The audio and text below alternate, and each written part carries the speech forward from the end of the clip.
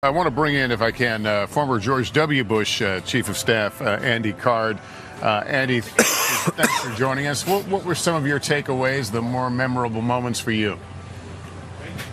Well, first of all, this was a celebration of a life well lived. And he left this life with excitement, and he was looking forward to his next life. So this was just a great legacy that we should have as a living legacy of how to live a good life, how to be a good person. And it was a great example for how government can work, how we can work as individuals to make things better. And so I found this to be very moving. It was emotional. It was wonderful to see the world coming together to do this. Angela Merkel was there, Lech Walesa was there. We saw the former presidents, we saw the President of the United States. This was not a political event, it wasn't a partisan event. This was a celebration of a life well lived and a country served extremely well. And it was a wonderful situation to watch the military in the respect that they demonstrate, and kind of the disappearance of the tribalism that has captured America for so long. And that was missing today. There was no tribalism. Everybody was one. We were united. And we were united in understanding a great servant of this country and a great leader for us, and who set a great example. Well put. And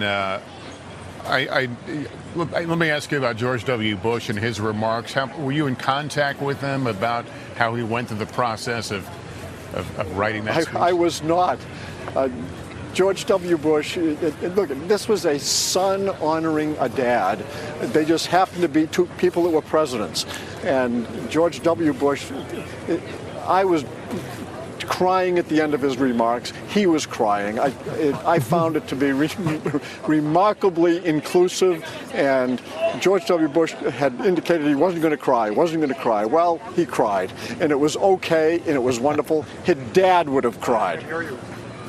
Yeah, he was. Let's just put it this way: he wasn't alone. Yeah, he was not. Andrea Mitchell here. Andy, we were crying here, and I know Jim Baker and others were in the cathedral, as were you. It could be, perhaps, when this is too much to wish, but that this is one of the last great gifts of George Herbert Walker Bush to all of us, to have this kind of service which combines the secular and the religious, the military, and, of course, the spiritual, and a time that we can recall that was partisan, certainly in great measure, but so much less toxic on all sides. Than it was what we're experiencing today. Right. Andrea, It's a nice way to put it. Right. This was a very respectful. And the first time I heard George H.W. Bush speak, it was at the height of the challenges after Watergate. And I remember the speech he gave he was chairman of the party, but he did not give a party speech. And I thought it was going to be that. Instead, it was a speech about the importance of our institutions of democracy and respect within our democracy. And yes, he talked about the institution of the two-party system. But this celebration today was a celebration of respect for the institutions of democracy. Hey, NBC News viewers, thanks for checking out our YouTube channel.